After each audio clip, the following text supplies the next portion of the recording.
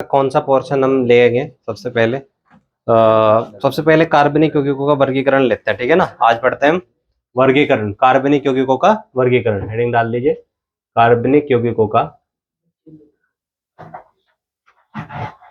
वर्गीकरण, classification of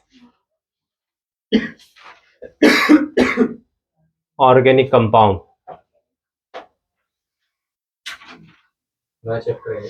नहीं, उसी में चल रहे हैं, ठीक है। तो दो प्रकार के होते हैं भाई कार्बनिक यौगिक, ध्यान से देखिएगा। एक को बोलते हैं चक्रीय, एक को बोलते हैं अचक्रीय।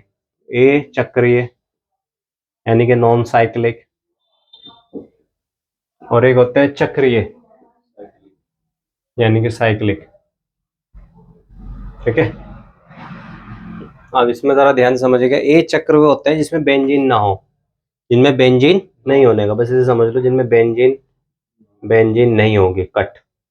और चक्रीय में हो जाएंगे जिनमें बेंजीन होगी।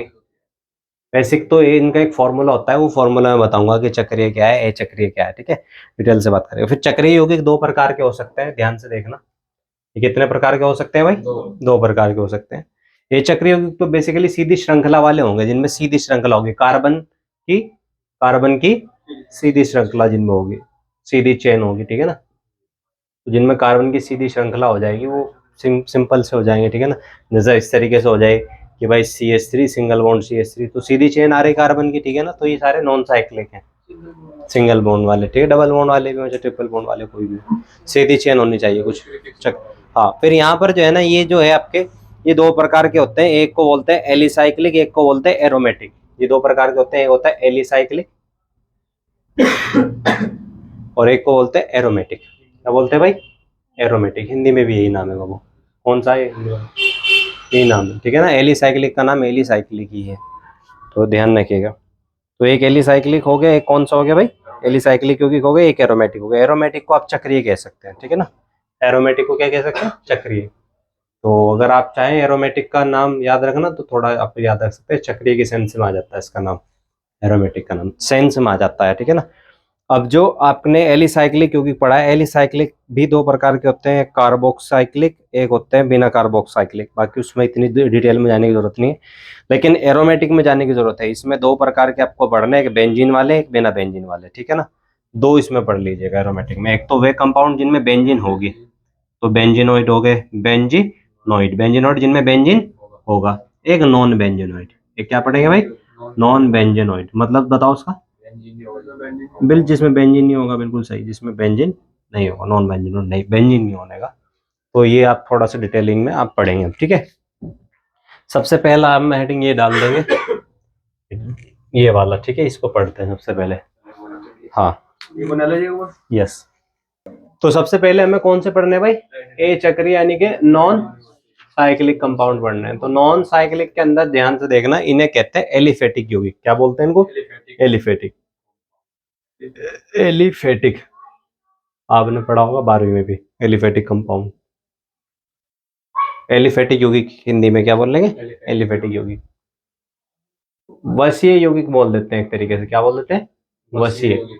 वसीय यौगिक मतलब ये वो यौगिक हैं जिनमें फैट होगा, मतलब एक तरीके से फैट कंटेनिंग कंपाउंड समझ लो। यानी कि जो है ना वसीय है, ठीक है ना। वसा होगी इनके अंदर। क्या होगी इनके अंदर? वसा होगी। बेसिकली एक चीज और ध्यान रखिएगा, ये ज्यादातर सिंगल बॉन्ड वाले होते हैं। क्या होते हैं? एलिफेटिक। इसमें जो है ना, एलिफेटिक जो होते हैं, कैसे होते हैं? सिंगल बॉन्ड वाले कंपाउंड्स होते हैं। जैसे कि एल्केन हो गया आपका, पूरा पूरा जो है ना सिंगल बॉन्ड वाला हो जाएगा, ठीक है ना। पूरा पूरा क्या हो जाएगा? सिंगल बॉन्ड वाला हो जाएगा। एल्केन के अलावा और भी है, ठीक है। एल्केन के अलावा और कौन से हो जाएंगे भैया? जितने भी यौगिक ऐसे होंगे जिनमें वो होगा, क्या बोलते हैं उसको, कोई ग्रुप होगा, फंक्शनल ग्रुप होगा, वो भी इसी में आएगा, एलिफेटिक में।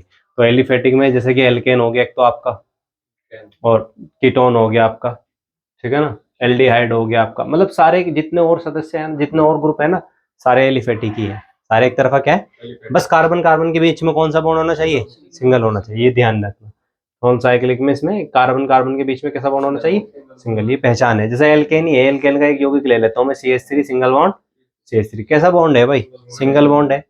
कीटोन का एक सदस्य आपके सामने लिया, CH3CO CH3, तो कार्बन कार्बन के बीच में देखना, खाली सिंगल बॉन्ड दिखाई दे रहा है कार्बन कार्बन के बीच में। एल्डिहाइड का एक यौगिक ले लो, जैसे कि CH3CHO। अब हम मुझे बताओ कार्बन कार्बन के बीच में कैसा बॉन्ड दिखाई दे रहा है? सिंगल बॉन्ड दिखाई दे रहा है, ठीक है ना। CO के बीच में ना देखो, कार्बन कार्बन के बीच में देखो सिर्फ, तो ठीक है ना। तो ये हो गया आपके, तो ये तो इस तरह के होंगे, ये चक्रीय यौगिक। नंबर 2 फिर कौन से थे भाई? चक्रीय यौगिक थे। तो नंबर 2 हेडिंग डाल देंगे चक्रीय, जिसे हम क्या बोलते हैं? Cyclic compound. साइक्लिक कंपाउंड या चक्रीय यौगिक को देखते हैं। तो जो चक्रीय यौगिक आपके होते हैं साइक्लिक कंपाउंड, ये भी दो तरह के होते थे, ठीक है ना। एक एलिसाइक्लिक होते थे इनमें, और दूसरे कौन से होते थे?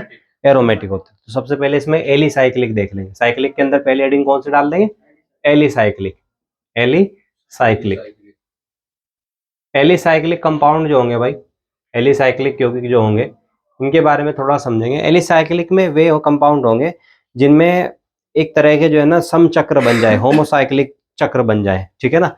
मतलब कार्बन का चक्र बन जाए, जैसे कि कार्बन 3 कार्बन का एक यौगिक है C3 का, लेकिन वे कार्बन कुछ इस प्रकार से जुड़ जाए, चक्र में जुड़ जाए ऐसे, ठीक है ना। यहाँ पे 2 हाइड्रोजन आ जाए, यहाँ पे 2 हाइड्रोजन है, यहाँ पे भी 2 हाइड्रोजन है, तो CH2 देखो चक्र सा बन गया, ठीक है ना।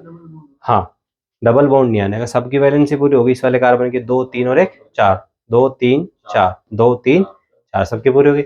इसको चाहो तो आप ऐसे दिखा सकते हो, त्रिभुज की तरह, ठीक है ना, ऐसे। कोई प्रॉब्लम तो नहीं है। ये यहाँ भी कार्बन है, यहाँ भी कार्बन है, यहाँ भी कार्बन है। हर कार्बन से कितना हाइड्रोजन जुड़े हुए? 2 2। हर कार्बन से कितने हाइड्रोजन जुड़े हुए? 2 2 हाइड्रोजन। इसका नाम ऐसे साइक्लोप्रोपेन है। क्या नाम है इसका? साइक्लो। साइक्लो जरूर लगेगा इनमें, चक्रीय है ना क्योंकि, तो साइक्लो। और बाकी 3 कार्बन से क्या बनता है? प्रोप। और सिंगल बॉन्ड में क्या लगा देंगे? एन, तो साइक्लोप्रोपेन, ठीक है ना, कोई दिक्कत नहीं। अब हाँ साइक्लो लगेगा इसमें, ठीक है।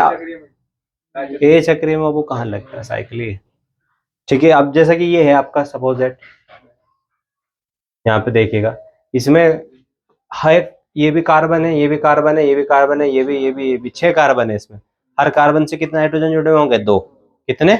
2। जैसे कि यहाँ पे C है, इससे 2 हाइड्रोजन जुड़े होंगे, यानी कि ये भी CH2 है, ये भी CH2, ये भी CH2, ये भी, ठीक है ना। आप देख लीजिएगा इस तरीके से, CH2 CH2 CH2 CH2 CH2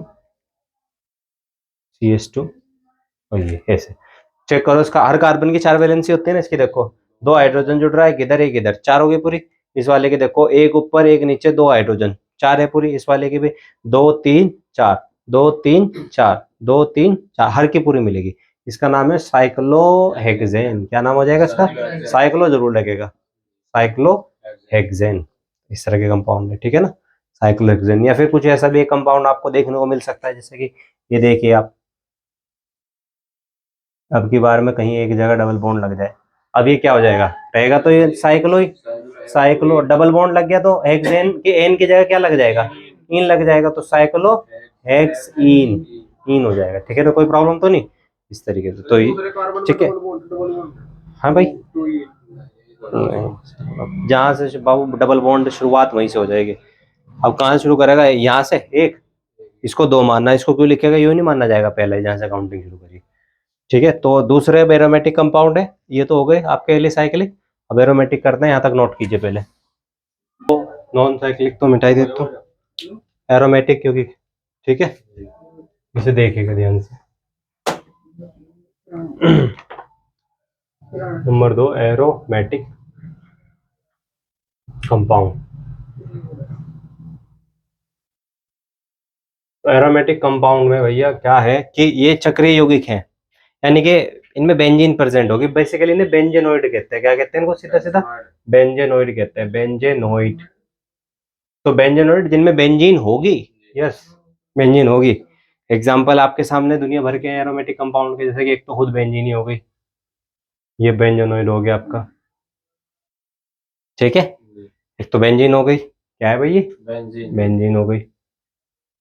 एक दूसरा मान लो ये है कंपाउंड बेंजीन के, अब बेंजीन के ऊपर कोई सा फंक्शन ग्रुप लग जाए, जैसे कि NH2 लग गया, बेंजीन को ऐसे भी बना सकते हैं आप रिंग लगा के, एनिलीन, तो ये भी एरोमेटिक कंपाउंड है, ठीक है ना। या फिर इस तरह का कोई कंपाउंड है, जैसे कि ये है आपके सामने यहाँ पे,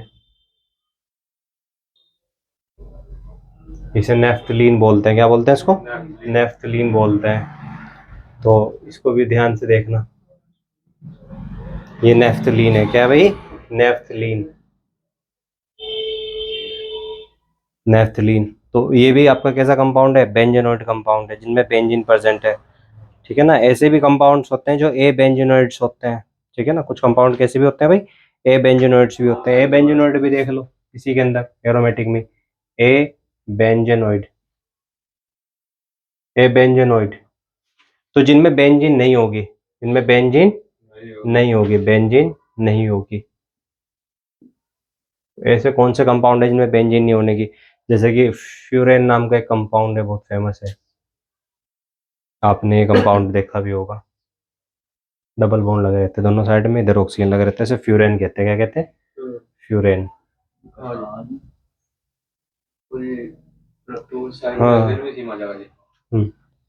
ठीक है ना, फ्यूरेन है, ठीक है। एक थायोफीन नाम का कंपाउंड है भाई। कौन सा कंपाउंड है? थायोफीन नाम का कंपाउंड है, ऐसा डबल बॉन्ड लगा रहता है, सल्फर लगा रहता है यहाँ पे, इसे थायोफीन कहते हैं। क्या कहते हैं? थायोफीन। तो ये हो गए आपके ए बेंजेनोइड, जिनमें बेंजीन नहीं होगी, ठीक है ना। फिर थोड़ा सा इनके बारे में आपको पता चल ही गया है। बाकी फिर IUPAC ने हम डिटेलिंग में हमने कर लिए हैं। एंड उसके बाद में फिर हम चलते हैं कि कंपाउंड्स के जो है आइसोमेरिज्म जो होते हैं, आइसोमर्स जो होते हैं, उनको हम कल पढ़ लेंगे, ठीक है। आइसोमर्स को डिटेल में पढ़ना है, क्योंकि इसको बहुत ही, आइसोमर्स का मैं ग्राफ बनाऊंगा आपके सामने, ग्राफ बना के आपको बताऊंगा कि आइसोमर्स कितने प्रकार के होते हैं, आइसोमर्स क्या होते हैं और क्यों होते हैं। बेसिकली आइसोमर्स को समापयता हिंदी में बोलते हैं, तो उसको हम डिटेलिंग में डिस्कस करेंगे कल की क्लास में, ठीक है।